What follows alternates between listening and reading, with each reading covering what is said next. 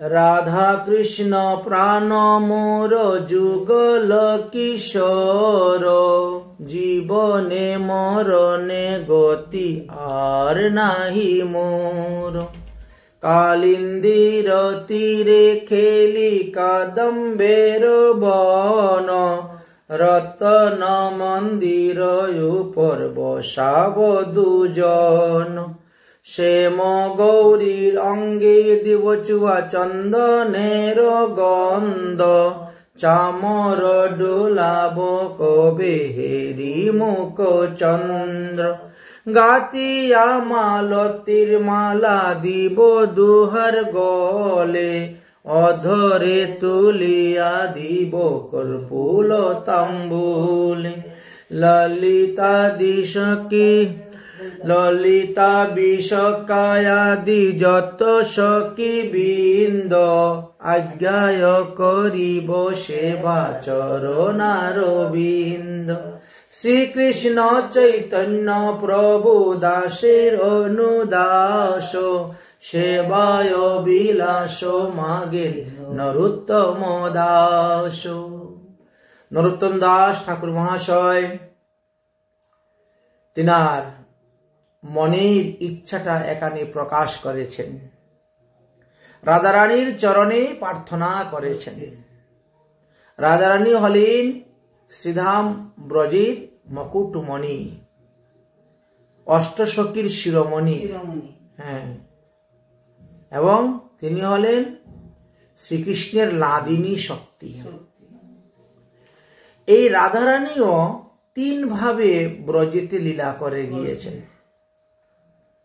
কৃষ্ণ যেমন দাপর যুগে তিন ভাবে লীলা করেছেন, তিনি বৃন্দাবনে একভাবে কৃষ্ণ, আবার মথুরাতে অন্যরকম, আবার দ্বারকায় অন্যরকম। ঠিক তেমনি ভাবে এখানেও রাধারানীও তিন ভাগে বিভক্ত হয়ে তিন স্থানে তিন রকম কাজ করেছেন। সেই তিনটি ভাব অনুসারে তিনটা নাম হয়েছে। এক হলো কামারাধা, এক হলো বামারাধা, আর এক হলো বিশ্বভানু নন্দিনী রাধা। এই শ্রীমতী রাধারানীর বিবাহ ভগবান শ্রীকৃষ্ণের সঙ্গে হয়েছিল বৃন্দাবনের ভান্ডির বট নামক বনেতে। ভান্ডির বনের ভান্ডির বট বৃক্ষের নিচে ব্রহ্মা স্বয়ং বিবাহ দিয়েছেন। তথাপিও রাধারানীকে লোকে আয়ান ঘরণী বলেন। এমনকি আয়ান ঘোষের বাড়ি তো ছিল জাবটে।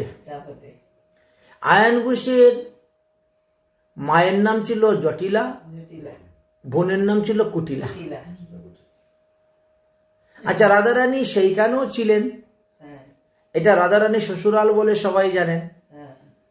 এখন আয়ান ঘোষের সঙ্গে কোন রাধার বিবাহ হয়েছিল একটা প্রশ্ন এসে যায়।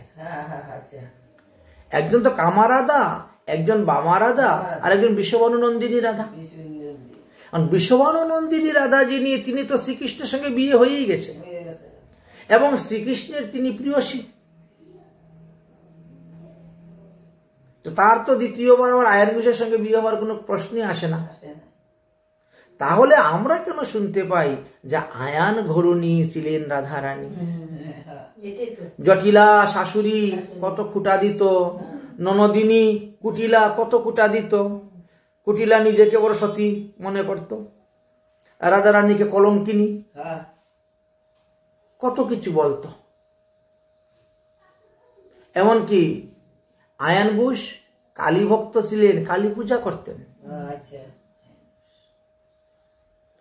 রাধারানী যখন ভগবান শ্রীকৃষ্ণের সঙ্গে মিলন করতে গেলেন, দেখে ফেললো কুটিলা। দেখে এসে দাদাকে বল, দাদা তোমার স্ত্রী তো কৃষ্ণের সঙ্গে এই করতেছে। তখন রাধারানী বললেন যে শ্যাম সুন্দর, এখন আমি কি করি উপায়? আয়ান ঘোষ তো লম্বা বলিচ্ছেদ নিয়ে গিয়েছে, রাধারানীকে কেটে ফেলে দিবে। কৃষ্ণ তখন সঙ্গে সঙ্গে কালী মূর্তি হয়ে গেলেন। কৃষ্ণকালী এখনো আছে, খুব কম। হ্যাঁ, তো কৃষ্ণকালী মূর্তি হয়ে গেছেন, রাধারানী পুজো করতেছেন। আয়ান ঘোষ গিয়ে যখন দেখেছে তখন তো সে লম্বা হয়ে পড়েছে চরণে। কারণ তার তো ইষ্টদেব কালী, সে কালী সাধক, কালী পূজা করে। আর তার দেবী যখন দেখতে পেয়েছে তখন তো বলছে তাহলে কুটিলা মিথ্যা কথা বলে। এবার বোনের উপর সন্দেহ চলে আসে উল্টা, কুটিলা মিথ্যে কথা বলে, দেখেছো আমার বউ কত সুন্দর, হ্যাঁ মায়ের পূজা করতেছে, শ্যামা মার পূজা করতেছে। আর রাধারানী বলছেন শ্যামা আমার, শ্যামা আমার, শ্যাম আমার, শ্যাম আমার, শ্যাম আমার, শ্যাম আমার পূজা করতেছে। বাহ, রাধারানী বলছেন শ্যাম আমার, আর আয়ানকে শুনতেছে কি শ্যাম আমার, শ্যাম আমার পূজা করছে। বাহ বাহ বাহ, হ্যাঁ শুধু শুধু মিথ্যা মিথ্যা রাধারণ্য বদনাম, দেখেছো? এই তো এরপর থেকে কিন্তু আর কুটিলার কথা আয়ান ঘোষ বিশ্বাস করতেন না। তাহলে রাধারানীর সঙ্গে আয়ান ঘোষের যে বিবাহ হয়েছিল সেই রাধা কোন রাধা? সেই রাধা হলেন বামা রাধা। এটি রাধারানী নিজের ছায়া থেকে উৎপন্ন করেছিল, অংশ থেকে উৎপন্ন করেছিল, অংশাংশ রূপে ন। যেভাবে রাবণ আসল সীতাকে কিন্তু দেখতেও পায় নাই, চুরি করবে তো দূরের কথা, আসল সীতার ছায়াও দেখতে পায় নাই। রাবণ যে নিয়েছিল চুরি করে সীতাকে, সেই সীতা তো নকল সীতা। কাহিনীগুলো যে হইতাছে রামায়ণ, এগুলো কি মিথ্যা? না না, মিথ্যা নয়। কেন নকল সীতা তো? কারণ ভগবান রামচন্দ্র জানতেন যে আগামী কল্য সকালে রাবণ আসবে সীতাকে হরণ করতে। লক্ষণ সেটা জানে না। রাত্রিবেলায় তিনি ব্রহ্মাকে ডাকলেন, অগ্নিদেবকে ডাকলেন, ডেকে বললেন আমার সীতা, আসল সীতাকে তুমি নিয়ে যাও, আর নকল সীতা একটা দাও আমাকে বানিয়ে। ওই নকল সীতা বানিয়ে ঘরের মধ্যে রেখে দিলেন। লক্ষণ সেটা জানতো না। রামচন্দ্র জানলেও তিনি কিন্তু অভিনয়টা এমন ভাবে করেছে যাতে লক্ষণ বুঝতে না পারে। সীতা সীতা বলে ডাকছেন, কাঁদছেন, বিরহ বেদনা কত কিছু দেখাচ্ছেন, যাতে লক্ষণ যাতে বুঝতে না পারে। আর রাবণ নকল সীতা নিল। ঠিক তেমনি ভাবে আয়ান ঘোষ এখানে নকল রাধাকে বিয়ে করেছিল, আসল রাধা নয়। আচ্ছা, দ্বিতীয়ত আরেকটি প্রসঙ্গ। এখন প্রশ্ন হলো আয়ান ঘোষ পূর্বজন্মে কে ছিল? সে কি এমন তপস্যা করেছিল যে ভগবান শ্রীকৃষ্ণের লাদিনী শক্তি স্বরূপা, শ্রীকৃষ্ণের বামঙ্গ থেকে উৎপন্না, শ্রীকৃষ্ণের প্রিয় শ্রীমতী রাধারানীকে তার স্ত্রী রূপে পাবে? এটি কি চারটিকানি তপস্যা? এই ঘটনাটা হয়েছিল নিত্য গোলক ধামে। আমরা তো ভুলুকের মানুষ। নিত্য গোলক ধামে ভগবান শ্রীকৃষ্ণের বামঙ্গ হইতে এই রাধারানী উৎপন্ন হয়েছিলেন কার্তিক মাসের পূর্ণিমা দিবসে, বুঝেছেন? তারপরে শ্রীকৃষ্ণের সঙ্গে রাসাদি লীলা করেছেন। সেই সময়ে ভগবান শ্রীকৃষ্ণের একজন প্রিয় সখা ছিল, তার নাম ছিল অভিমন্যু। আমরা মহাভারত অভিমন্যুর নাম শুনতে পাই, এই অভিমন্যু নয়, অর্জুনের পুত্র অভিমন্যু নয়। ওই অভিমন্যু নিত্য গোলক ধামে। তিনি এই রাধারানীর অঙ্গ, কান্তি, রূপ, যৌবন দর্শন করে মনে মনে আফসুস, এমন রমণী যদি আমার স্ত্রী হইতো তাহলে তো আমার জীবনটা ধন্য হয়ে যেত, আমার জীবনটা সার্থক হইত, সফল হইত। কিন্তু চাইলেই তো পাওয়া যায় না। সাধ্য বস্তুকে পেতে গেলে সাধন করতে হয়, না হলে পাওয়া যায় না।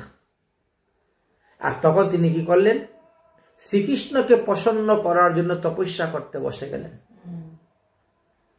দিব্য পরিমাণে 10,000 বৎসর, দেবতাদের আয়ু অনুসারে। দিব্য পরিমাণ বলতে তাই বোঝায় 10,000 বৎসর তপস্যা করলেন। ভগবান শ্রীকৃষ্ণ তার তপস্যায় সন্তুষ্ট হয়ে তাকে ফল দেওয়ার জন্য গেলেন। বলো অভিমন্যু, তুমি কি চাও? তোমার তপস্যা আমি সন্তুষ্ট, তুমি যা চাইবে তাই দেব। তখন বলছেন, তাহলে আপনার প্রিয় শ্রীমতী রাধারানীকে আমি আমার ঘরণী, আমার প্রিয়সী রূপে চাই। ভগবান তোর কি করবেন? তথাস্তু বলে দিলেন, তথাস্তু। তাহলে দেখেন তপস্যার দ্বারা কি না পাওয়া যায়। 10,000 বছর তপস্যা করছে। তথাস্তু। তবে এখন নয়, কোন যুগ? আগামী সপ্তম মন্বন্তরের 28তম দাপর যুগের শেষে তুমি গিয়ে আয়ানবুশ রূপে জন্মগ্রহণ করবে এবং তোমার গৃহেতে এই রাধারানী তোমার প্রিয়সী রূপে থাকবে। তাহলে মধ্যে কত হাজার হাজার বছর, লক্ষ লক্ষ বছর গত হয়ে গেছিল, তার অন্ত নাই। এবং তাকে পাঠিয়েছেন পৃথিবীতে খালি পুরুষের আকারটা দেখতে, কিন্তু সে ছিল নপুংসক। সে নপুংসক ছিল বলে তার লজ্জায় সে কোনোদিনও রাধারানীর বিছনায় গিয়ে শয়নও করেনি, রাধারানীর ঘরেও ঢুকতো না, খালি বিয়েটাই খালি হয়েছে। সে সর্বদা ওই গোশালায় শয়ন করত। ভগবানের কাছে তো সব চাবিকাঠি, বুঝেছেন? সব চাবিকাঠি তার। এই রাধারানীর এক নাম কিশোরী। এই কারণে জাবটে গ্রামে যদি দর্শন করতে যান, ওখানে কিশোরী কুণ্ড পাবেন। রাধারানী যখন জাবটে অবস্থান করতেন তখন স্নান করতেন, যে ইয়েতে স্নান করতেন সরোবর কুণ্ডেতে, সেই কুণ্ডের নামই হলো কিশোরী কুণ্ড। যেমন আমাদের রাধা কুণ্ডে স্নান করতেন, এরকম কিশোরী রাধা কুণ্ড, এরকম ভাবে কিশোরী কুণ্ড। আমরা গতকালকে যেমন সপ্ত সরোবরের কথা বললাম, এইভাবে অনেক অনেক কুণ্ড আছে 84 কোষ ব্রজমণ্ডলের মধ্যে। প্রতিটা কুণ্ডেরই একটা না একটা মহিমা আছে, মাহাত্ম্য আছে। তা যে কোনো কুণ্ডের যদি জল আপনি স্পর্শ করেন, আচমন করেন, মাথায় ছিটা দেন, স্নান করেন, আপনার লাভ, মঙ্গল, কল্যাণ হবেই হবে। তো যখন জাবর থেকে রাধারানী বর্ষানা আসতেন, তখন ওই দুই রাধা এক হয়ে যেতেন। যখন আবার বাপের বাড়ি শ্বশুর বাড়ি যাচ্ছেন, আসল রাধারানী অন্তর্ধান হয়ে যেতেন, নকল রাধারানী চলে যেতেন। যার কারণে কোনো মানুষ বুঝতে পারত না। যেভাবে নন্দনন্দন শ্রীকৃষ্ণের দেহের মধ্যেই দেবকীনন্দন কৃষ্ণ ছিলেন, দুই কৃষ্ণ এক হয়ে আছেন। কার্যকারণে আবার দুই কৃষ্ণ আলাদা হয়ে যেতেন। যখন অসুর মারতে হতো, এই যে পুত্র রাক্ষসনী, শকটাসুর, তৃণাবত অসুর থেকে আরম্ভ করে যত অসুর ছিল, সব অসুর ওই দেবকীনন্দন কৃষ্ণ মেরেছেন। যশোদানন্দন কৃষ্ণ একটা অসুরও মারেন নাই। এমনকি কংসকে যে মেরেছেন, সেও দেবকীনন্দন কৃষ্ণই মেরেছেন। রুক্মিণীকে বিয়ে করে, রুক্মিণীকে বিবাহ বা অন্যান্য সব এদেরই কাজ। বৃন্দাবনের কৃষ্ণ বৃন্দাবন ছেড়ে যান নাই। কুবজাকে বিয়ে করেছেন, এও দেবকীনন্দন কৃষ্ণ। যশোদানন্দন কৃষ্ণ যান নাই, মথুরাতেই যান নাই তিনি। রাধারানী পর্যন্ত মথুরায় যান নাই। এই জন্য কোনো কোনো মহাজনগণ বলেন যে মথুরাটা তো বৃন্দাবনের মধ্যে পড়েই না, মথুরা বৃন্দাবন থেকে আলাদা। কারণ ব্রজগত রাধারানী সেখানে যায়নি নেই, ব্রজেন্দ্র শ্রীকৃষ্ণ সেখানে যায়নি নেই। কিন্তু মথুরা একটা জেলা। মথুরাতে ভগবান শ্রীকৃষ্ণ কংসের কারাগারে অবতীর্ণ হবে। এই জন্য এই স্থানটি প্রসিদ্ধ, এই জন্য সবাই যায়, দর্শন করে। তাহলে আজকে আমরা কিছু জাবটের মহিমার কথা আস্বাদন করব। জাবটে কিশোরীজি গ্রামেরও ভূষণ, এই জাবট গ্রামে রাধারানী হলেন একমাত্র সেখানের ভূষণ, লক্ষ্য। আর রাধারানীর কারণে আজকে সবাই জাবটে যাচ্ছেন, জাবট দর্শন করার জন্য। জাবটে কিশোরীজি হলেন গ্রামেরও ভূষণ, সমস্ত গ্রামের। জাবট বলিয়া সেই গ্রামেরও আখ্যান। আমরা বাংলায় বলি জাবট, কিন্তু হিন্দুস্তানিরা হিন্দিতে বলে জাব। জাবট বললে অনেকে বুঝে না, গাড়িওয়ালাকে বলতে হবে জাব, তখন বলে ঠিক আছে। বা জটিলা কুটিলা, হয় জাব বলতে হবে অথবা জটিলা কুটিলা। যাই হোক, অভিমন্যু আলয়মণি মাণিক্য নির্মাণ।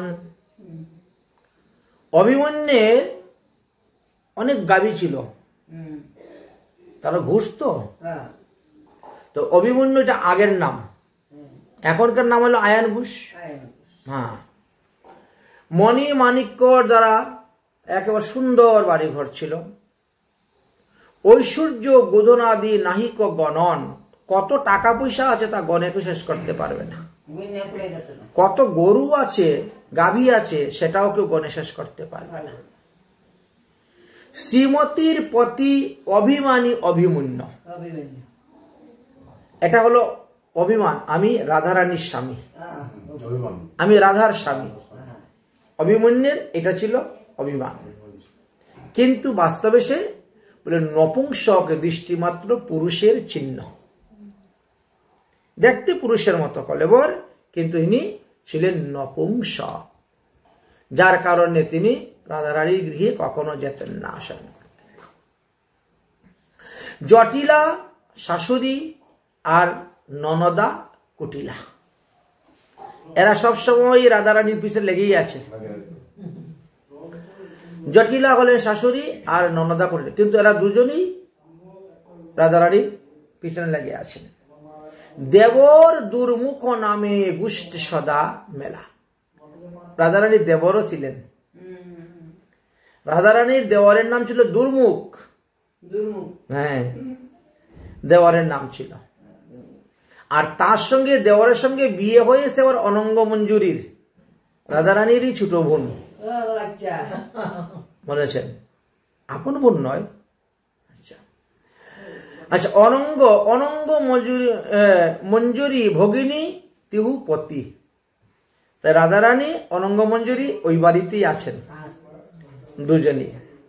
আচ্ছা, ভগিনীর সহিত একই গৃহেতে বসতি, রাধারানী আর অনঙ্গ মঞ্জুরি এক গৃহে থাকতেন। আর দুর্মুখ আর আয়ান ঘোষ তারা গোশালায় থাকতেন সর্বদা, গরুর সঙ্গে হ্যাঁ অবস্থান করতেন। আচ্ছা, এখানে লেখছেন দেবর গোমুখ নামেতে গুষ্টে সদা মেলা, গুষ্ট মানে গুচারণ, হ্যাঁ গরু নিয়ে তাদের পাগল মেলা ছিলেন। কৃষ্ণের প্রিয়সী তিহু পরম রূপসী, তুলনা নাহিকে যার যিনি কোটি শশী।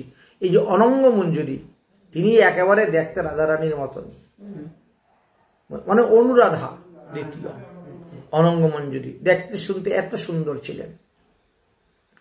সহজেই মঞ্জুরি সখী পরম প্রিয়সী, শ্রীমতীর ভগ্নী তাতে অধিক প্রেয়সী। এক তো ছোট বোন, তার মধ্যে উনি মঞ্জুরি মানে সেবা, সেবা ভাব। মঞ্জুরি যাদের, এদের সেবা ভাব থাকে। কিং করুমি, আমি তোমার কি সেবা করব? একটা হাতটা টিপে দেই, পাটা টিপে দেই, সবজিটা বানিয়ে দেই, কাপড়টা ধুয়ে দেই, হ্যাঁ বাসনটা মেজে দেই, সব সময় সেবা। একে তো নিজের বোন, আচ্ছা এই জন্য, আর তার মধ্যে আবার সেবা ভাব আছেন। তাই সহজে মঞ্জুরি সখী পরম প্রেয়সী। আবার শ্রীমতী রাধারানীর ভগ্নী তাতে অধিক সরসী এবং সহজ সরল ছিলেন। শ্রীমতী মহল নির্জন মণিময়, রাধারানীর যে ঘরটা ছিল এখানে অন্য কেউ ঢুকতো না, নির্জন মণিময়। সুন্দর তাহার শোভা বর্ণন না হয়, কত বর্ণন করবে কবিগণ, এত সুন্দর ঝলমল ছিল। গৃহসব প্রেমময় জরাহ মণিতে, তাহাতে রচনা তুলা বোটা চারিভিতে। খুব সুন্দর করে সাজানো ছিল রাধারানীর এই গৃহখানা। মুক্তা ঝালর ক্ষুদ্র হীরারও সহিত, পাটের থুপনা তাতে অতি সুশোভিত। ফটিক মণির খাম্বা ঝলমল করে, অপূর্ব তুরণ শুভে হেরি মনোহরে। তারপরে সুন্দর সুন্দর পতাকা উঠত। পদ্মরাগ চন্দ্রকান্তি মণির গঠন, নানা বিচিত্র রেখা হয় সুবর্ণের জুঠন। অপূর্ব পালঙ্ক হাতির দাঁতের দ্বারা তৈরি, অপূর্ব পালঙ্ক করিদন্তেতে নির্মিত। দুগ্ধ ফেনাবত শয্যা তাহাতে সুশোভিত। এমন সুন্দর বিছনা চাদর, একবারে সাদা দুগ্ধ ফেনার মতন। দুগ্ধ ফেনাবত শয্যা তাহাতে শোভিত। পালঙ্কের মধ্যে হয় কুমল বিছানা, তাহাতে বালিশ পাশে পাটেরও থুপনা, এই যে কুল বালিশও আছে, বালিশও আছে। এবার স্নান ঘরের কথা বর্ণনা করতেছেন।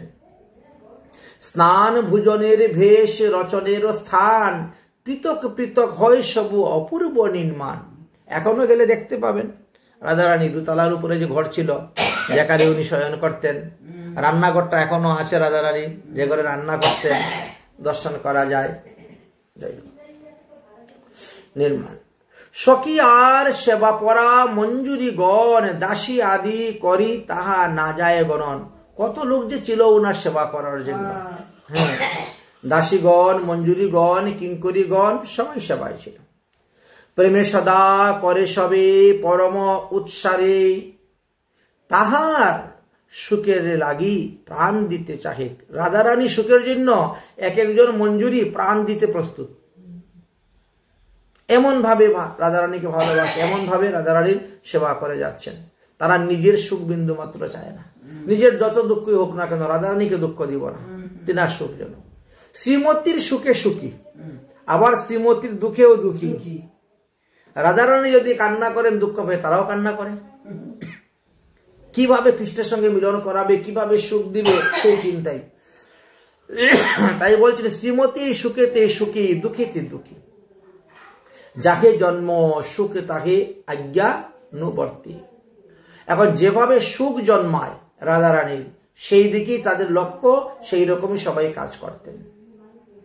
কৃষ্ণ প্রেমানন্দে রায় সদা পুলকিত, কৃষ্ণ গুণ কথা রসে সদায় পীড়িত। সর্বদাই রাধারানী কৃষ্ণ গুণগানে মগ্ন। কৃষ্ণ গুণগান তিনি সর্বদা করতেন। কৃষ্ণে আলঙ্গন আনন্দ সঙ্গম কারণ, সদা সখীগণ করে উপায় চিন্তন। কিভাবে কৃষ্ণের সঙ্গে মিলন হইবে, কিভাবে কৃষ্ণকে আলিঙ্গন করবেন, এই সখীগণের এই চিন্তা, কখন কোথায় কিভাবে কৃষ্ণের সঙ্গে মিলন করাবেন। আর মিলনে যাওয়ারটাকে বলে অভিসার। অভিসার, অভিসার করিবার গুপথ ইয়া দ্বার, আছে হে উদ্দেশ্যে কেহ না পায় তাহার। কোন পথে নিয়ে মিলন করাবেন, অভিসারের চিন্তা। কোন দিকে যাবেন, কোন দরজা দিয়ে বেরোবেন, যাতে জটিলা দেখতে না পায়, কুটিলা দেখতে না পায়, আয়ন ঘোষ দেখতে না পায়। অনেক গুরুজন তো আছেন, সবারকে ফাঁকি দিয়ে যেতে হবে, তো সবার চোখে ফাঁকি দিয়ে যেতে হবে সর্ব অলক্ষিতে। অভিসার করিবারে গুপতে না দুয়ার, কোন দিকে যাব, এইদিকে যাব না ওইদিকে। আছে উদ্দেশ্য কেহ না পায় তাহার, সখীরাই জানেন। অন্ধকার ঘরের ভেতর দিয়া দ্বার, বাহিরেতে বনাচ্ছাদন ছয়াকার। অন্ধকার ঘরে আস্তে আস্তে কপাট খুলে চুপচাপ বেরিয়ে চলে যেতেন। কেউ জানতে পারতো না, বুঝতে পারতো না, না পায় ছয়াকার। আচ্ছা, তাহার কিঞ্চিত দূরে হয় গড়খানি, তাহার তুলনা দিতে স্থান আর নাহি। একটা স্থানের নাম হলো গড়খাই। সেই স্থানে গিয়ে একটুকু নিঃশ্বাস, হ্যাঁ এবার আর ভয় নাই, কেউ আর আমাদেরকে দেখতে পাবে না। দুই পারে রত্নময় কেতকীর বন, নানা জাতি বৃক্ষ শুবে পরম নির্জন। জলে শুবে কুমুদ কোলাহল কুবলয়, প্রফুল্লিত তাহে মত্ত মধুকর রচয়। তাহা পার যাওয়ার সেই পথ সুনির্মল, জলমধ্যে মণি স্তম্ভ পরি রত্নভীত। সেই স্থানে যাওয়ার পরে একটু নিঃশ্বাস ফেললেন, মানে আর ভয়ের কোনো কারণ নাই, সেখানের অপূর্ব শুভা, সুন্দর শুভা। আচ্ছা, যদিও কেউ দেখে আমাদেরকে, বলবো যে আমরা এই শুভা দেখতে আসছি, বনের শুভা দেখতে এসেছি। আর একা তো নয় রাধারানী, সঙ্গে তো অনেক আছেন, সখীগণ, মঞ্জুরিগণ, কিঙ্করীগণ। তাহার উপরে যে প্রভা বেহের পাঠা, আলিশা ধুবালি আর স্বর্ণমণি ঝাঁটা, সাকু বলি লৌকিক ভাষাতে যারে কহে, পরম সুরম সেই প্রকৃত হয়। ওই যে জলাশয়ের উপরে আবার সাকু আছে, খুব সুন্দর সাকু বলা হয়। অবিসার সমে সখী গণ আসি মিলি, পরম আনন্দে করে কৌতূহল কুলাকুলি। ওই স্থানে এসে সব সখীরা মিলে গেছেন, যাদের যাদের আশেপাশে সবত বিবাহ হয়েছিল, যারা ছিলেন সবাই এসে ওই স্থানেতে মিলিত হয়েছেন, সবাই মিললেন।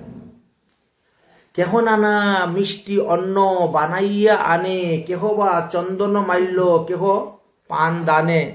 এক একজন সখীর এক একটা সেবা আছে। তুমি পান তাম্বুল বানাইয়া আনবে, তুমি ফুলের মালা বানাইয়া আনবে, তুমি চন্দন ঘষে নিয়ে আসবে, দায়িত্ব। যার যে সেবা সে সেটাই একেবারে পাকাপুক্ত তৈরি করে নিয়ে আসতেছে সেবা অনুসার। আচ্ছা, কেহ নানা গন্ধদ্রব্য দিয়া উপহার, কৃষ্ণের নির্মিত হেতু কুঞ্জেতে লইবার। এবার কেউ বা নানা রকম গন্ধদ্রব্য তৈরি করে নিয়ে এসেছেন, কৃষ্ণের গায়ে লেপন করবেন। আর এখন ধর আমাদের সেন্ট আছে, স্প্রে করলেই হয়ে গেল, তখন তার ছিল না এগুলা, এই জন্য। আচ্ছা, শ্রীমতীর ভীষ বানাইয়া সবে দে, মধ্যে মধ্যে পরিহাস বচন করয়। আর রাধারানীকে সাজাচ্ছেন, সিঙ্গার করাচ্ছেন, 16 সিঙ্গারে রাধারানীকে ভালো করে সাজাচ্ছেন। আচ্ছা, রাধারানীকে সাজাইয়া এবার নিয়ে তারা রওনা হবেন। আবার সাজাইতে সাজাইতে কত হাস্য, পরিহাস্য, উপহাস্য। একদিকে সাজাচ্ছেন আর একদিকে পরিহাস করতেছেন, উপহাস করা চলছে, গল্প চলছে। কৃষ্ণ সুখ হেতু কৃষ্ণ মনুবৃত জানি, পিয়ারিজি ভেষ করেন সকল রমণী। কিভাবে সাজাইলে কৃষ্ণ সন্তুষ্ট হবেন, খুশি হবেন, প্রসন্ন হবেন, সেইভাবে তারা সাজাচ্ছেন। বেনির রচনা করে করে করেন কৌতুকে, বিভিন্ন রকম সুন্দর করে চুল বাঁধতেছেন, বেনুর রচনা। মণি গুঞ্জা দেন তাতে মধ্যে মধ্যে শোনা, আবার মণি মুক্তা দিয়েও চুলের বেনিটা বাঁধতেছেন মধ্যে মধ্যে। অগ্রে অটলিকা দেন স্বর্ণময় ঝাপা, মূল ভাগে বেরি দেন মল্লিকা চাপা। ফুলের মালা তৈরি করে এখানে দিয়েছেন, আর চুলের একেবারে মাথার মধ্যে আবার আরেকটা দিয়েছেন স্বর্ণের কাটা, হ্যাঁ, স্বর্ণের ঝাপা দিয়েছেন। তারপরে কি করলেন, নাসায় তিলক। অনেকে বলেন যে রাধারানী তিলক পরেন না, ঠিক না, পরেন, সিন্দুরের বিন্দুও পরেন। নাসায় তিলক, কপালে সিন্দুর, অঙ্গ ছটাইয়া লেপেন কুমকুম কর্পূর। সমস্ত শরীরে কুমকুম আর কর্পূর লেপন করেছেন, তারপরে তিলক করেছেন, মধ্যখানে আবার সিন্দুরের একটা বিন্দু দিয়েছেন। কর্ণভূষা, এবার কানের অলঙ্কার। কর্ণভূষা নানামণি মুকুতা জড়িত, নাসার লুলুক গজ মুক্তা সুশোলিত। নাকের মধ্যে আবার লুলুক পরাইছেন, মানে একটা দুইটা না, 16 সিঙ্গারে একেবারে রাধারানীকে সাজাচ্ছেন। কেহ বা করায় কণ্ঠে মুক্তার হার, কেউ রাধারানীর গলায় মুক্তার হার পরাচ্ছেন। রতন ধুকু ধুকি মকরত মনীষার। আবার কেউ চরণে নপুর পরাচ্ছেন, চরণে নপুর মণি ঘুঘুর পঞ্চম। আচ্ছা, ঘুঘুর, ঘুঙ্গুর যে ঝুনঝুন শব্দ হয়, হ্যাঁ, চরণে নপুর মণি ঘুঙ্গুর পঞ্চম, যাহার মধুর ধ্বনি কৃষ্ণে মনোরম। রাধারানী যখন হেঁটে যান তখন ঝুম ঝুম শব্দ হয়, শব্দ বুঝলি বুঝতে পারে এই তো আসতেছে রাধারানী, হ্যাঁ, নপুরের। আহা বৃন্দাবনেশ্বরী, এক তোমার চরণের নপুরের ধ্বনি শুনিব শ্রবণ ভরি। শ্রবণ মানে কান, কান ভরে। হ্যাঁ, আহা বৃন্দাবনেশ্বরী। আচ্ছা, এবার কিটিতে কিঙ্কিনি বেঁধেছেন, কিটিতে কিঙ্কিনি করে বলয়া কঙ্কন, হাতের মধ্যে ছুরি, বলয়া, হ্যাঁ, কঙ্কন, যাহাতে কৃষ্ণ মত্ত শ্রবণ নয়ন। দেখে নয়ন জুড়াইবে আর ধ্বনি শুনে কান জুড়াইবে, শ্রবণ কর্ণ জুড়াবে কৃষ্ণের। কৃষ্ণ সুখের জন্য এত কিছু করা হচ্ছে। যাহাতে কৃষ্ণ মত্ত হন শ্রবণ নয়ন, ইত্যাদি করিয়া ভূষা মাল্য বস্ত্র গন্ধে সাজাইয়া সবে মিলে পরম আনন্দে। যা রাধারানীকে সাজাইয়ে রাধারানী যতটা খুশি নয় তার থেকে বেশি খুশি তারা।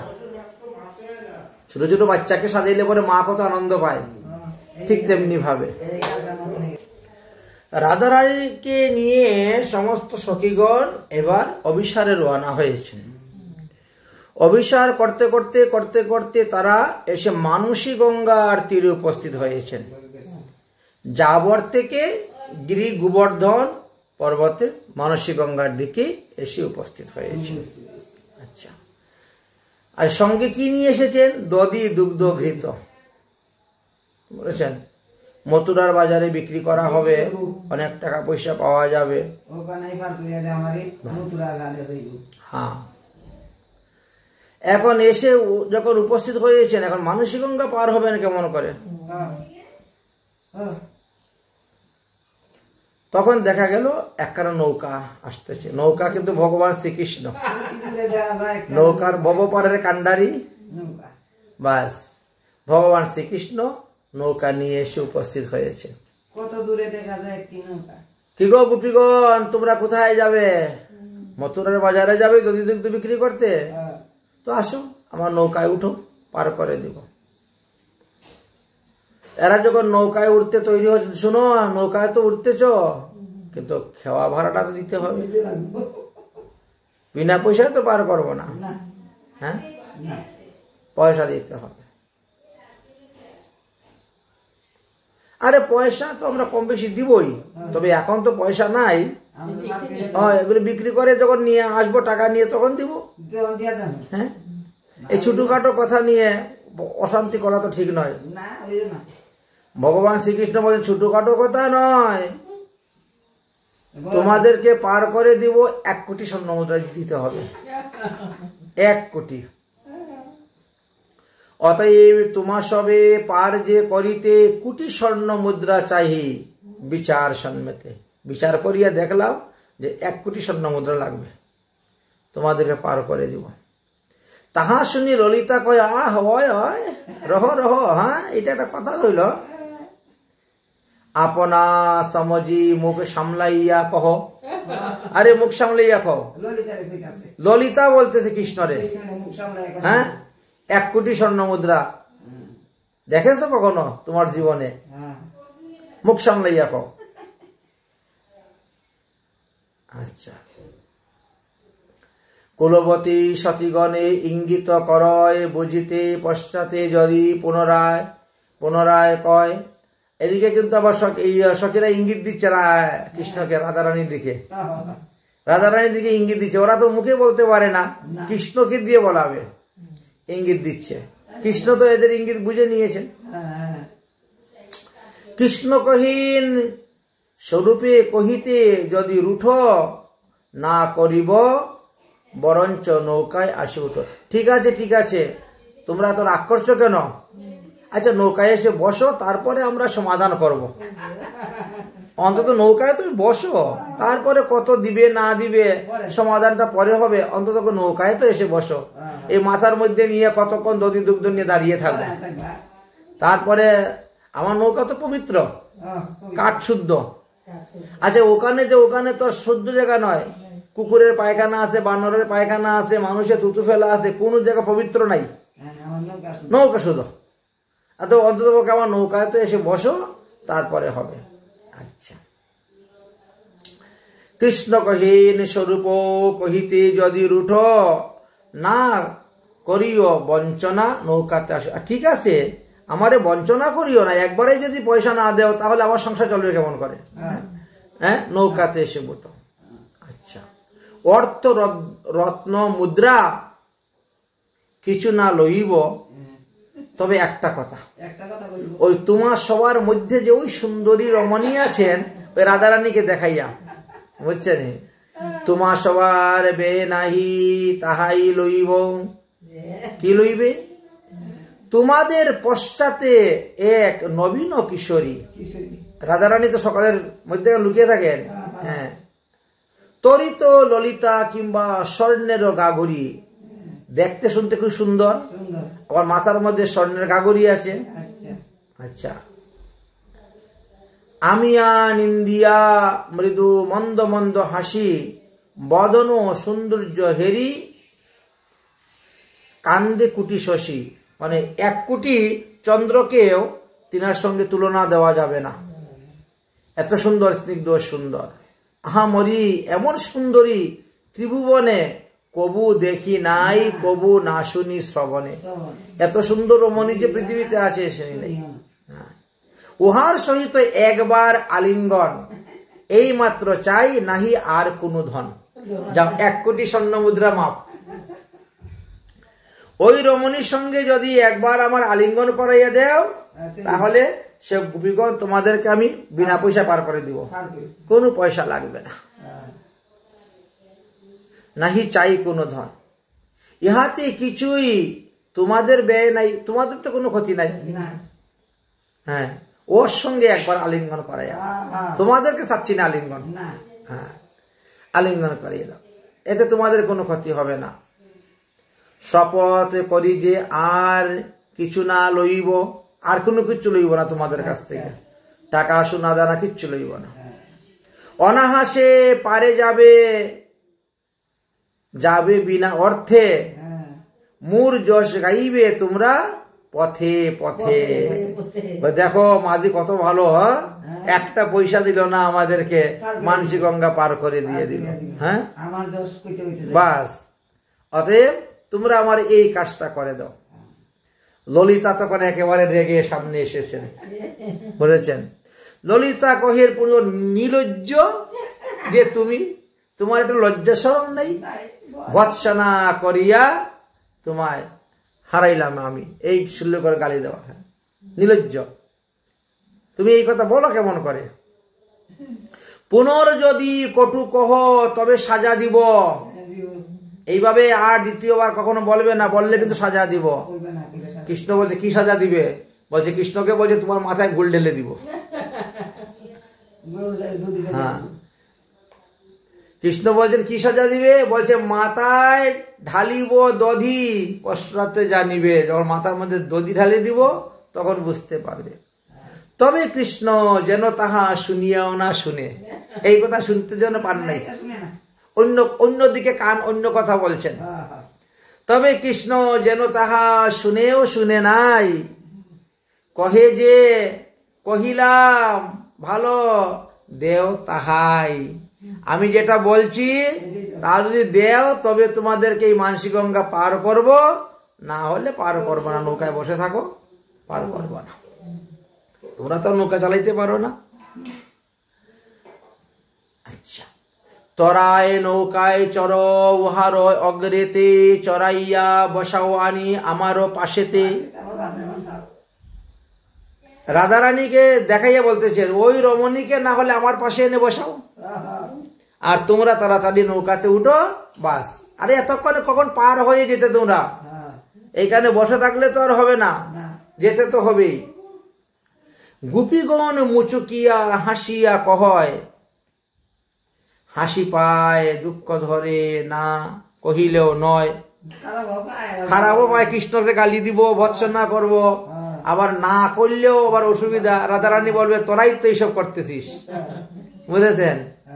এখন এরা মানে এই দিকও রক্ষা করতে হবে, ওই দিকও রক্ষা করতে হবে, দুই দিকে। হ্যাঁ, তো আমরা একটা কথা বলি না, গ্রামে মানে না আপনি মুরল। হ্যাঁ, তো সেই কথাটাই কৃষ্ণকে ওরা বলতে যাচ্ছেন, তুমি নিজে নিজে ফয়সালা করে নিচ্ছ, আমাদের সঙ্গে পরামর্শ না করে তুমি নিজে নিজে ফয়সালা করে নিচ্ছ। ওকে না আমাদের কাছে বসাও, ওকে আলিঙ্গন দিলে তোমাদের পয়সা নিব না। হ্যাঁ, আমরা কি মানতেছি নাকি তোমার কথাগুলো?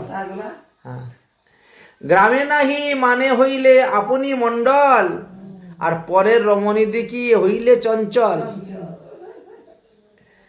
নিজে তো বিয়ে করো নাই, আর পরের স্ত্রীকে দেখে এত চঞ্চল।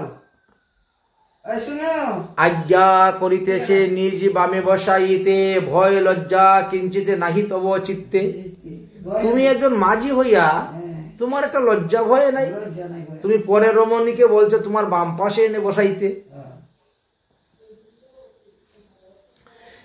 পুনর্কৃষ্ণ বলে ভালো, যে ইচ্ছা তোমার, ঠিক আছে, তোমাদের যে ইচ্ছা তাই করো, যেখানেই বসুক সে তো সৌভাগ্য আমার, আমার নৌকাতীতে বসবে, এমন রমণী আমার নৌকায় বসবে, এর থেকে বড় ভাগ্যের কথা আর কি। আমার বাম পাশে নাইবা বসুক, এক জায়গায় বসলেই হলো, তাও তো আমার নৌকায় চরণটা পড়ল, বসলো। এইবার তারা রাজি, এবার সবাই রাজি হলেন, এবার নৌকাতে উঠলেন।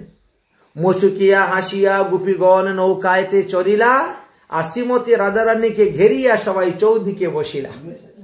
এবার নৌকার মধ্যে গুল হয়ে বসছেন মধ্যেখানে রাধারানী। কৃষ্ণকে বলছেন এবার নৌকা চালাও, নৌকা চালাও। রাধা কৃষ্ণের মিলনেতে সবারই আনন্দ, কিন্তু মিলনটা ঘটাবে কেমন করে?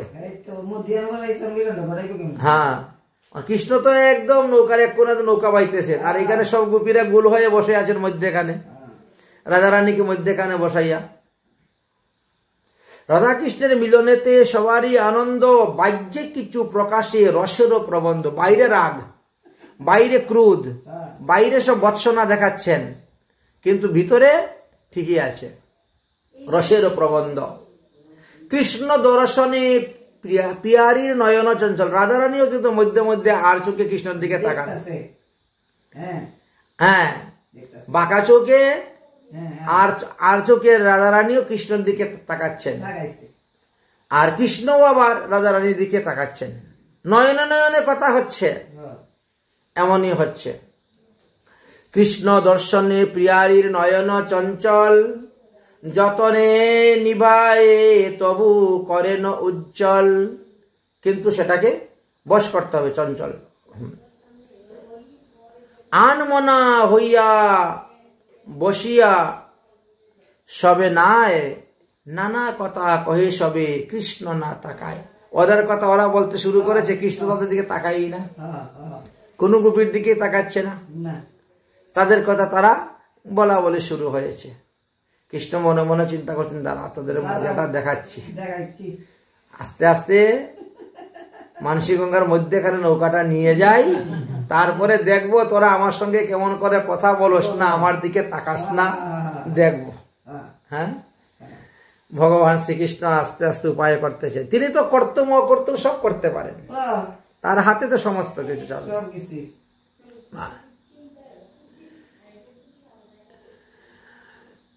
চঞ্চল হইয়া কৃষ্ণ পিয়ারিকে দেখিতে ইতি উতি ফিরে কেরুয়ার করি হাতে। বইটা বানেন আর এইভাবে এবার তাকানো, দেখতেও পান না সতীদের মাথার জন্য রাধারানীকে, এমন ভাবে গোল হয়ে বসেছেন। মধ্যস্থানে পাতারেতে লইয়া যাবে তরি, এবার চলে গেছেন মানসী গঙ্গার মাঝখানে। মধ্য পাতারেতে যাবে লইয়া গেলেন তরি, মন্দ মন্দ হাসিতে খেলিতে গেলা হরি। এবার খেলা শুরু হলো কৃষ্ণের। কি খেলা? আকাশ অন্ধকার, ঘুর মেঘ, বৃষ্টি, তুফান, ঝড়, বায়ু শুরু হয়ে গেছে। এই তো কৃষ্ণের খেলা। হ্যাঁ, এইবার দেখা যাবে কেমন করে আমার দিকে তাকাওনার কথা বলো না। হেনকালে ঘোর অন্ধকার করি মেঘ, চতুর্দিকে ঘেরিয়া আইল মহাবেগ। এমন জোরে আসছে এখন নৌকা যেমন ডুবে ডুবে, তরঙ্গ ঢেউ মানসী গঙ্গার মধ্যে উঠতেছে, আর নৌকা উচ্চলিত হয়ে প্রচন্ড বেগেতে বায়ু উচলে তরঙ্গ, সমুদ্রের ঢেউয়ের মতো ঢেউ। কৃষ্ণে তাহাতে কিছু নাহি বুড়িভঙ্গ। কৃষ্ণ একেবারে বসে আছে, কিছু করে না। আর এরা তো এদিকে পড়তেছে ওদিকে পড়তেছে, হাই হুই চিৎকার শুরু হয়ে গেছে, ভয় ভীতি মনের মধ্যে এসে গেছে। এবার কৃষ্ণ মজা নিচ্ছেন। ঝলকে ঝলকে জল নৌকায় উঠে ভরিল। এই জল সেচ নয়, নৌকা ডুবে যাবে। ঝলকে ঝলকে জল উঠতে শুরু হয়ে গেছে। ঝলকে ঝলকে জল নৌকায় ভরিল, মন্দ মন্দ বৃষ্টি ধারাও পড়িতে লাগিল। এবার কি করবেন? একে ঢেউ দিয়ে জল উঠতেছে, আর একদিকে উপর দিকে আবার বৃষ্টি বৃষ্টি পড়িতে লাগলো। উচল পাচালে হয় নৌকা না ঠারয়, এমন ভাবে কাঁপতে নৌকা স্থিরই হচ্ছে না। গোপীগণ স্থির কেহ বসিতে না পারে, নৌকার মধ্যে স্থির ভাবে বসতেও পারতেছে না, একে অন্যকে ধরেও থাকতে পারছে না, পরে যাবেন। আর এমন সময় আসলো, এমন জুড়ে বাতাস এসে তাদের উড়নাটাই উড়িয়ে নিয়ে চলে গেল, বুকের বস্ত্র গোপীদের। কি অবস্থা দেখেন তো। গোপী স্থির নাহি রহি, বসিতে না পারে, উলটিয়া পরে গোরাহা, জড়াইয়া ধরে পরস্পর জড়াজড়ি ধরাধরি করে। এক গোপী আরেক গোপীকে জড়াজড়ি করেন, ধরাধরি করেন, তাও উল্টে পুল্টে পড়ে যাচ্ছেন, কিছুতেই পাচ্ছেন না। দধিঘিত উলটিয়া সব পড়ে গেল। এবার কি করবেন? আগে বলছিল কৃষ্ণের মাথায় দিয়ে দিবে দধি ঢেলে, এখন এমনি পড়ে যাচ্ছে। অঙ্গের উড়নি খসি কোথায় পড়ে গেল, উত্তরীটা চলে গেল। উড়াইয়া বায়ু বেগে নিয়ে গেল দূরে, উত্তরী নিয়ে চলে গেছে। সর্বাঙ্গ উদাস হইয়া গোপীগণের শরীরে, এখন শরীরে শুধু খালি কাপড়টাই আছে। হ্যাঁ, এরা তো ঘাগরি পরতো, ব্রজগোপীদের ড্রেস দেখেছেন না কিরকম, একটা উড়না বা, আর রাজস্থানীর মধ্যে দেখুন তারা একটা ব্লাউজ আর একটা ছায়া আর একটা উড়না। রাজস্থানী কাপড়ও পরে না, একটা ছায়া পরলো, পেটিকুট পরলো, আর হ্যাঁ, আর ওই শুধু একটা উড়না দিয়ে গাটা ঢেকে রাখে। উড়নাটাই যদি বাতাসে উড়িয়ে নিয়ে চলে গেল, তার রইল কি? এবার এই অবস্থা হয়েছে। সর্বাঙ্গ উদাস, সর্বাঙ্গ উদাস হইল সুন্দরীগণ, কৃষ্ণের যে মনোবাঞ্ছা বিধি রটাইল। কৃষ্ণ বলছে দেখে বিধি, বিধি বড় বলবান, না শুনে ধর্ম জ্ঞান, সদাই কর্ম পাশে বাঁধে। এই জন্য বিধি সব থেকে বলবান। বিধিকে সরানো বড় মুশকিল। গোপীগণ তোমরা আগে এত কিছু বললে, এখন পারলো না কিছু করতে? বাতাসের সঙ্গে যুদ্ধ করতে পারবা? বাতাসে কাপড় নিয়ে চলে গেল, যাও তার সঙ্গে কে যুদ্ধ করতে যাও। এই যে বৃষ্টি এসে নৌকা ডুবে যাচ্ছে, জল তুফান ঝড়, কার সঙ্গে লড়াই করবেন? বিধি, একে বলা হয় দৈব বিধি। দৈব, দৈব বড় বলবান, দৈব যুগে। এবার কিচ্ছু করার নাই। কৃষ্ণে দুর্লভ দর্শন অনাহাসেতেই হইল। যেটা কৃষ্ণ চাইয়া পায় নাই, সেটা এখন অনাহাসি হয়ে গেল। কৃষ্ণের যে মনোরথ বিধি ঘটাইল, দুর্লভ দর্শন তাহা অনায়াসেতেই হইল।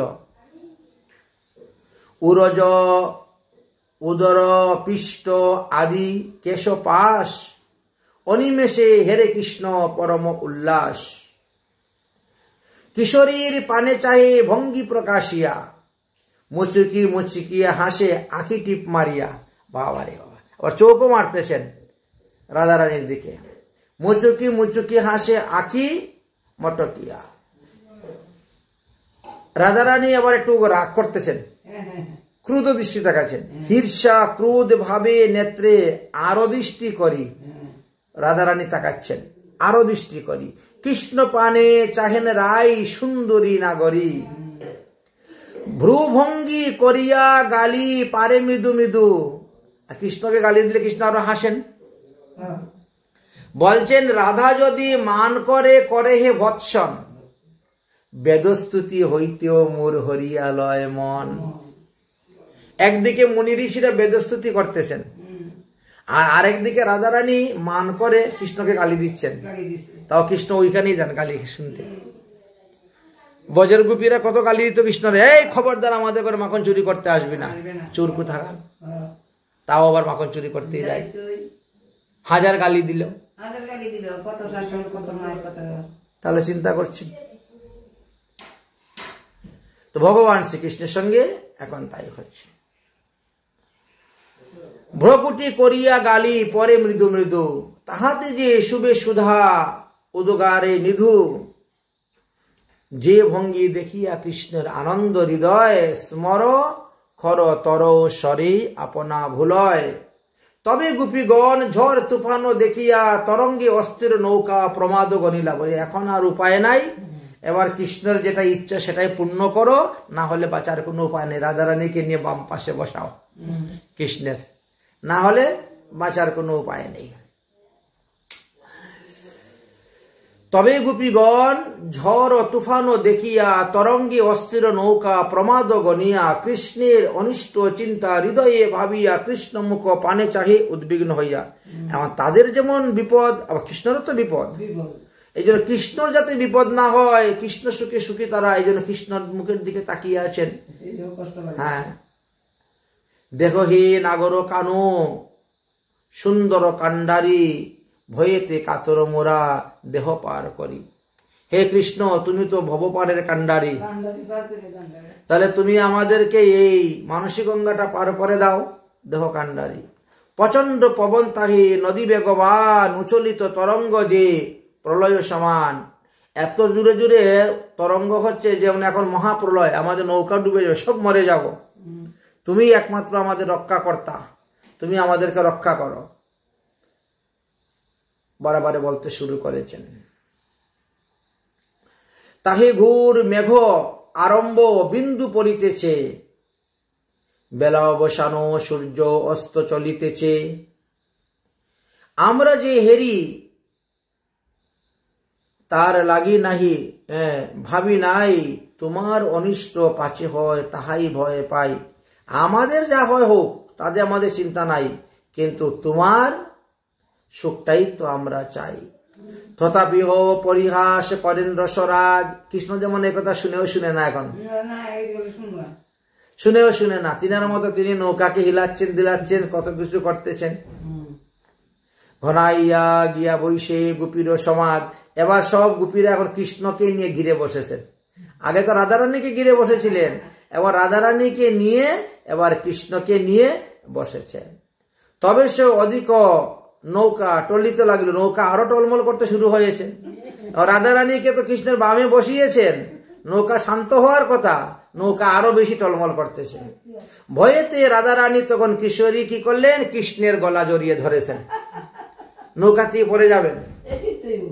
হ্যাঁ, ভয়েতে কিশোরী কণ্ঠে কৃষ্ণের কণ্ঠ কণ্ঠেতে ধরিলা, পরম আনন্দে কৃষ্ণ বক্ষেতে রাখিলা। শত শত চুম্বন দিল চিবুক ধরিয়া, তবে তরি শ্রীকৃষ্ণ পার লাগাইলা। এইবার গেল। আচ্ছা, প্রণয় বৎসনা গোপী সব করিতে পারে। গোপীরা আদরও করতে পারে, গালিও দিতে পারে, বৎসনাও করবে, আমার মিলনও করাবে, সব। হ্যাঁ, তাই বলছেন। হ্যাঁ, প্রণয় বৎসনা গোপী করিতে লাগিলা, দধি দুগ্ধ মাখন আদি আবার কৃষ্ণরে খাওয়াইলা। তারপরে কষ্টে নিজ গৃহে সবে গেল না চলিয়া। তারপরে তারা রওনা হলেন এবং নিজ নিজ স্থানে গমন করলেন, দধি দুগ্ধ বিক্রি করে যথাস্থানে। হেনই রঙ্গ রস হইল মানসী গঙ্গা পরি, এই রকম রঙ্গরস মানসী গঙ্গাতে লীলা হয়েছে। আনন্দে করে সদা কিশোর কিশোরী, এই নৌকাবিলাস লীলা মানসী গঙ্গার মধ্যেও হয়েছিল। যেমন যমুনায় কালিন্দী যমুনাতে নৌকাবিলাস লীলা, তেমন মানসী গঙ্গায়ও নৌকাবিলাস লীলা হয়েছিল। তাহার মহিমা গুণ কে কহিতে পারে, জীবের শক্তি নাই এ ত্রিভুবন সংসারে। রাধা কৃষ্ণের লীলা কথা বর্ণন করে শেষ করতে পারবে এমন নেই। এই মানসী গঙ্গায় যখন রাধা কৃষ্ণের নৌকাবিলাস লীলা হয়েছিল, একদিন রাধারানী কি করছেন, নৌকা থেকে পা বাইরে বের করে পা ধুচ্ছেন, করেছেন, পা ঝুলাচ্ছেন জলের মধ্যে, জলের মধ্যে। হ্যাঁ, এরকম করতে করতে করতে করতে পায়ের নপুরটা পড়ে গেছে, নপুর পড়ে গেছিল। ওই মানসী গঙ্গার পারে কৃষ্ণদাস নামে এক সিদ্ধ বাবা থাকতেন, এখনো আছে। তিনার সেই ভজন কুটিরটা আছে, প্রতি বছরই উৎসব হয়, বিরহ উৎসব হয়। তিনি তখন বসে ধ্যান করতেছিলেন, আর ধ্যানের দ্বারা দেখতে পেয়ে গেছে। হ্যাঁ, ধ্যানের দ্বারা দেখতে পেলেন যে রাধা কৃষ্ণের নৌকাবিলাস লীলা হচ্ছে, আর রাধারানীর পায়ের নপুরটা পড়ে গেছে। এখন নপুর তো সবাই খুঁজাখুঁজি করতে শুরু করেছেন, কিন্তু খুঁজে পাচ্ছেন না। আর নপুরটা কি হয়েছিল, একটা পদ্ম গাছের একেবারেই গোড়ায় গিয়ে পড়ে গেছে, পদ্ম গাছের গোড়ায় পড়েছে। আর সবাই এদিক ওদিক খুঁজতেছে, পদ্ম গাছের গোড়া তো আর কেউ দেখতেছে না, জলের নিচে দেখা তো যায় না, ডুব দিয়ে দিয়ে খালি হাতানো হয়, ডুব দিয়ে দিয়ে হাতানো হয়। হাতিয়ে তো খালি পেক উঠে, কাদা উঠে, মাটি উঠে, নপুর তো আর উঠে না। কতক্ষণ ডুবাডুবি করতে করতে সবাই চলো ঘরে চলে যাই। আর রাধা রানীর মনে তো বড় দুঃখ, গেলে পরে তো শাশুড়ি না নদীর কত কথা বলবে, এই জন্য চিন্তা। সিদ্ধ বাবা রাধা রানীরই মনের দুঃখ দেখে তিনি ওই ভজন থেকে উঠে লাফ মেরেছেন। ওই পাড়ি তো বসে ভজন করেন, ভজন কুটিরটাই ওই মানসী গঙ্গার পাড়ি, ওনার দিয়েছেন লাভ। শিষ্যরা তো দেখে অবাক, বাবা লাফ দিয়ে পড়ে গেলেন জলের মধ্যে, কি হলো? ভজন করতে করতে উঠে গিয়ে লাফ দিয়ে পড়ে গেছেন। সবাই দৌড়ে গেছে, পড়েছেন তো ডুব দিয়ে পড়েছেন, আর তো উঠেন না। 1 ঘন্টা 2 ঘন্টা 3 ঘন্টা চলে যাচ্ছে। সঙ্গে সঙ্গে খবর দিয়েছেন থানায়, বুড়াল আসছে, এসে বুড়াল জাল ফেলেছে, টানাটানি কিচ্ছু নেই, আর পাওয়া গেল না বাবাকে, পাওয়া গেল না। সবাই বসে কান্দাকাটি করতেছেন। 7 দিন পরে উঠেছেন। তার জাল যে ফেললো, জালে ধরা পড়লো না কেন? এত বুড়াল যে নামলো, ডুবাডুবি করলো, ওনাকে পেল না কেন? চিন্তা করেন, স্থূল শরীরটাও সূক্ষ্ম শরীর হয়ে যায়। 7 দিন পরে তিনি জল থেকে, 7 দিন তো তারা সবাই বসে আছে, শিষ্যরা অনাহারে আর কান্না করতেছে, হ্যাঁ, কি হলো? আশ্চর্য কথা। আচ্ছা, কুমিরও যদি খায় তো কুমির তো ধরা পড়বে জালের মধ্যে, তাও তো নেই। কি হলো? কোথায় গেলেন? ডুবিয়ে দিলেন। 7 দিন পরে তিনি উঠলেন, সবাই তো সন্তুষ্ট। এই কি বাবা তুমি? বললো কি কোথায়? আমি তো এই ডুব দিলাম আর উঠলাম। ওনার জন্য 1 মিনিটও নয়, অথচ আমাদের জন্য 7 দিন 7 রাত চলে গেছে। উনি বলছেন এই তো ডুব দিলাম, দিয়ে নপুরটা তুললাম, তুলে রাধারানীর চরণে পড়াইয়া পুষ চলে আসলাম। আশ্চর্য মনে হয়। তাহলে এই হলো সেই রাধারানীর লীলা, শ্রীকৃষ্ণের লীলা খেলা। অতএব ভক্তরাও ভজন করতে করতে তাদেরও দেহ চিন্ময় হয়ে যায়, ভগবানের চিন্ময় প্রসাদ গ্রহণ করতেছে, ভগবানের লীলা স্মরণ করতেছে, সেবা পূজা করতে করতে এই প্রাকৃত দেহটা অপ্রাকৃত হয়ে গেল। এমনই তত্ত্বকথা আমরা জানতে পারলাম আজকের এই পাঠের মাধ্যমে। রাধা গোবিন্দ ভগবান কি জয়, জয় শ্রী রাধেশ্যাম।